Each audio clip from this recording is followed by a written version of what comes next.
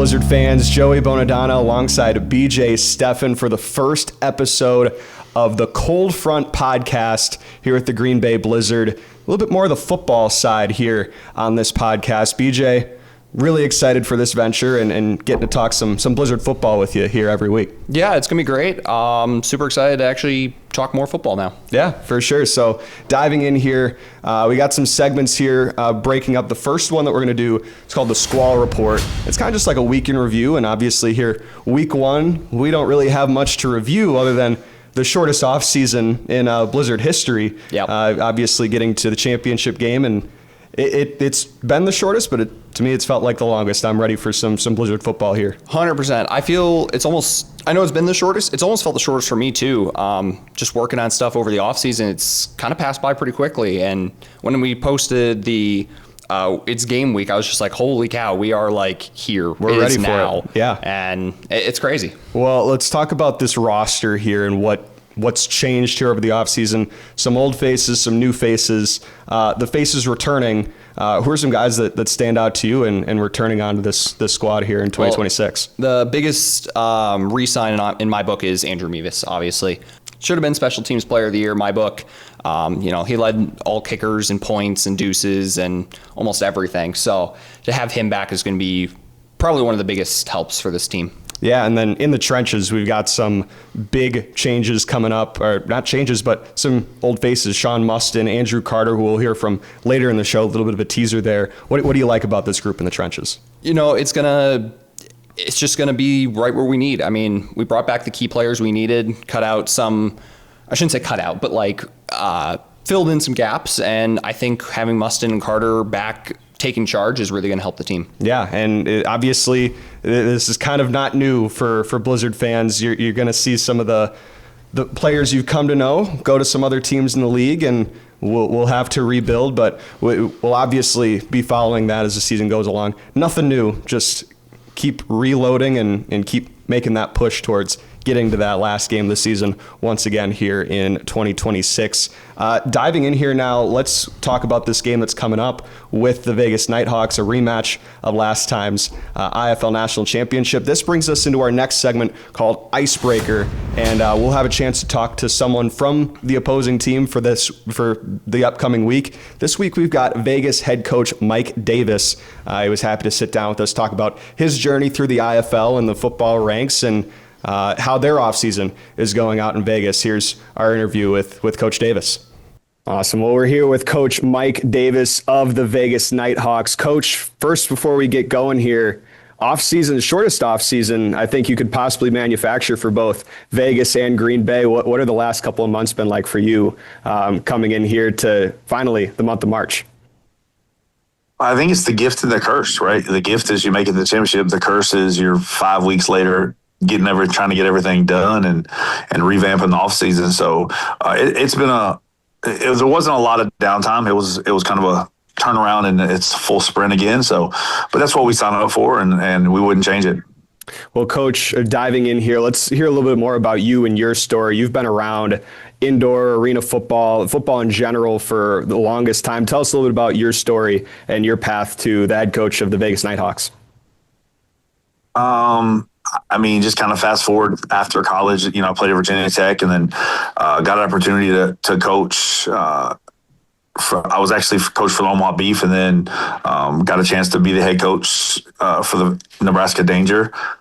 Did that for 9 years, and then fortunate enough to get a call to go to the CFL and join some mentors of mine. And I did that just because of growing experience. Everybody wants to kind of do that and see what the path looks like. And honestly, Joe, I love the game, but the passion was to help players and help guys move up. And when you get to a certain team, you're only stuck with having input on 2 or 3 or 4 guys. And even though it was a great experience, ironically enough, I got a random text message about an opportunity in Vegas and jumped on a call with Carrie Buwoltz and people at the time. And here we are 5 years later, we're going into year 5, and, it's been a whirlwind. Yeah, and being able to build off of a championship roster with that core group of guys you mentioned, guys moving up and down, how it's been like navigating that and then having some of those guys back in the fold here for 2026.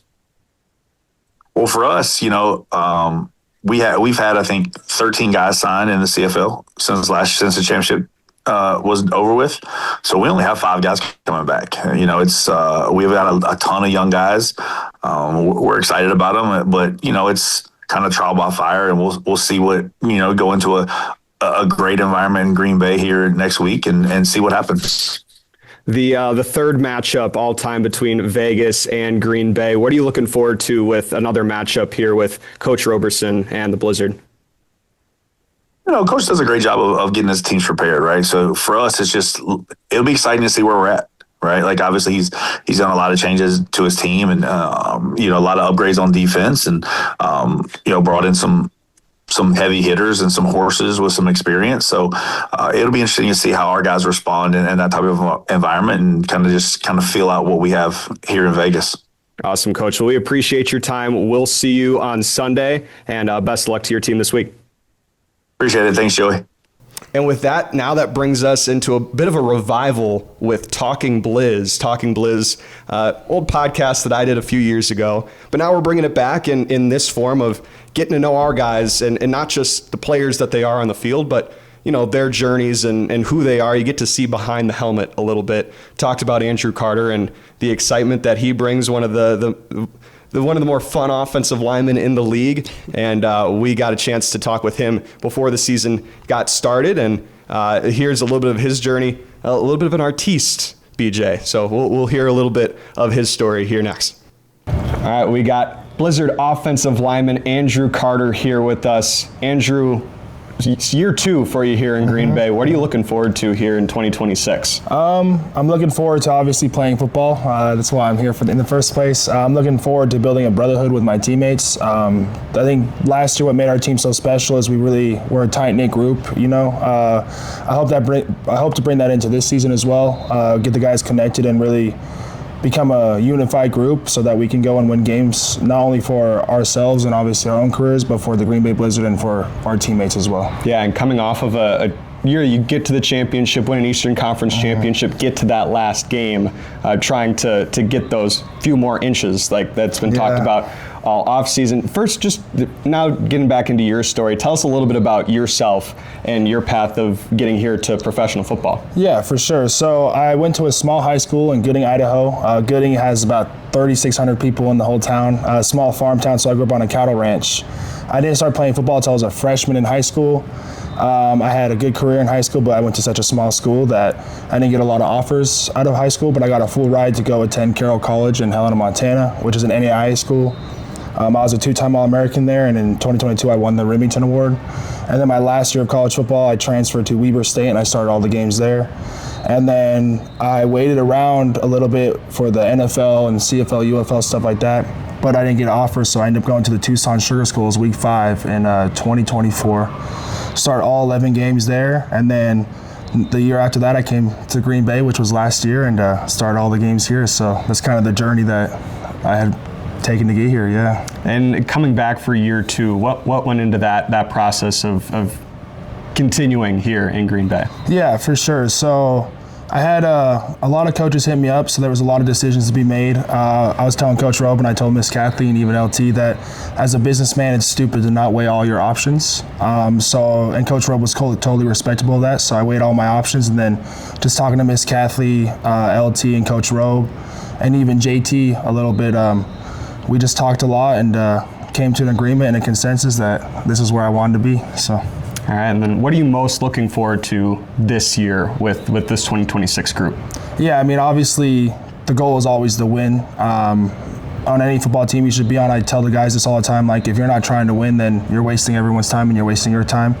So, I mean, obviously I want to win as many games as I can for the city of Green Bay. I think Green Bay is a great place. The fans love the football here. And it makes me happy to be able to put smiles on their face with wins. Another thing I talked about a little bit earlier is I want to build a brotherhood. A lot of those guys from the last season, like if I see them in person 5, 10, 15 years from now, walk right up to them because like I count on those guys, like we're a tight-knit group, became very close. So I want to build that with this team as well. In fact, I want this team to be better than we were last year in the sense of that. So, yeah, and then like I said, win some games for Green Bay, man. That's about it. Throw a little curveball at you. This is kind of my specialty. What's one fun fact about you that you'd like to share with Blizzard Nation?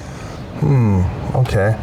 We know that you're from a farm town, grew up on a cattle ranch. What's another one that we got? I used to do quite a bit of drawing actually when I was growing up. But artist. My main medium, I guess, which would be what I used for the drawings, was just pencil, so just graphite. But I got inspired because my older brother Johnny and even my older cousin Sue were both super good artists. And I was not good when I started, but I just practiced and got okay at it. I'm not great, but They told me in kindergarten I was not too good at coloring inside the lines. So, good. What's your favorite thing you've drawn?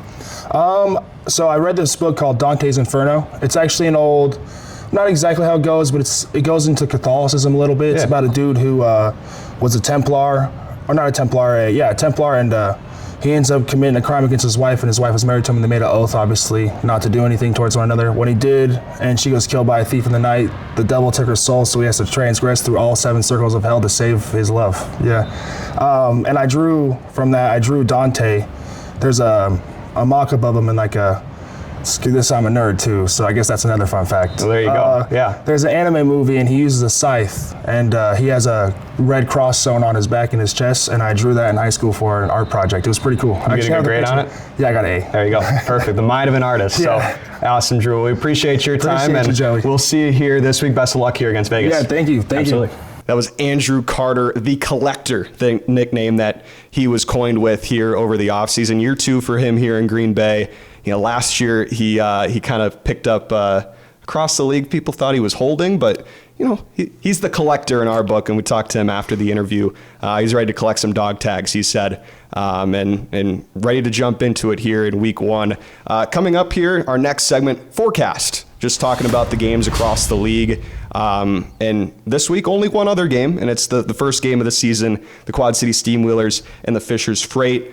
Both teams that big momentum over the offseason. 2 very veteran head coaches in this league, in Corey Ross for Quad City and Dixie Wooten in Fishers. What do you see with both of these teams? And some familiar faces, obviously, on Quad City's side and Fishers as well. Big momentum towards the end of last season in their inaugural campaign. Yeah, Fishers winning their last 5 games of the season, finished 7-9 after a long losing stretch.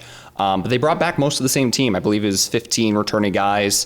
They brought in some key pieces that are going to help them out this season. But Coach Wooten obviously liked what he had at the end of last year. He's going to build on top of that this year and hopefully get a week 1 win against Quad Cities. So the first game of the season, we'll make some picks here in this segment as well. This is a pretty quick one.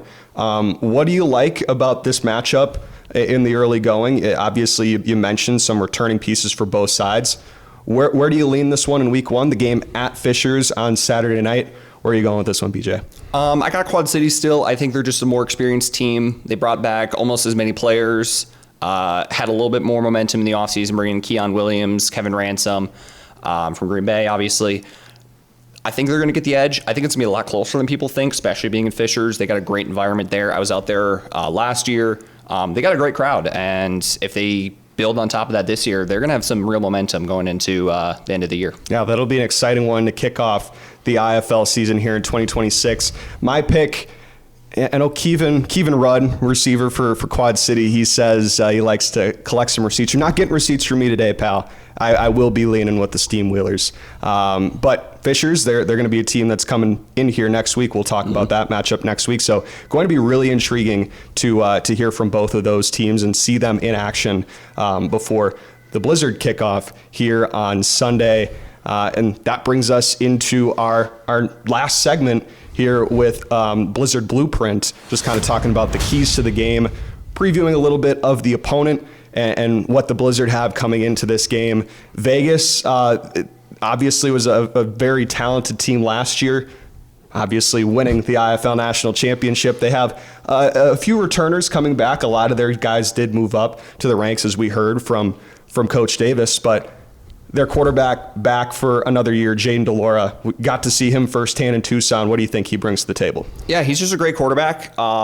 Maybe not top tier last year, but I think he's really going to take a step up. I always think the biggest thing for any IFL team is getting a returning quarterback, someone who's been with your system for multiple years. And DeLaura, this would be his, second year with Vegas? So I think he's going to do great. Maybe not as many of the key players as they had last year, but I think Vegas is going to take it right in stride, and they're going to be right back where they wanted to be. This is going to be an interesting one because there's a lot of a big group of Bay Area players on both Vegas and Green Bay. Previewing a few of those, who are the guys that stand out to you? We'll start with Green Bay and what they've got up front with the defensive line with Jonathan Snake Ross and Tavon Grant.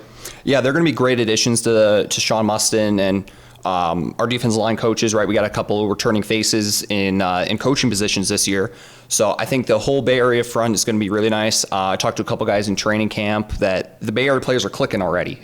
So them getting accustomed and fitting right in with Green Bay's system, I think it's going to work out pretty well. Green Bay having a lot of experienced talent coming in is kind of rare for us. So I think having some proven talent is going to be a great addition to the start of the season compared to mid-season when people are really back into it. Yeah, on the offensive side of the ball, Liam Thompson, quarterback, he'll be here with this 2026 group coming over. There's also Trevon Alexander, Jaime Navarro up front. He'll pair with Andrew Carter on that offensive line. So a lot of Bay Area players on Green Bay's side, but Vegas, they've got a couple as well. Josh Tomas, you kind of just mentioned special teams and what he can bring to the field, but he is a special athlete on Vegas' side. Yeah, he's an explosive player. Looked great last year, and he's going to fit right in with Vegas' offense. He's going to be hard to stop coming up this week. Absolutely. And Green Bay's side, again, reloading. We just kind of previewed a little bit of the offense. Also, you have some of those Bay Area guys on the back end. Where do you see the keys for Green Bay in trying to get a win here in week one?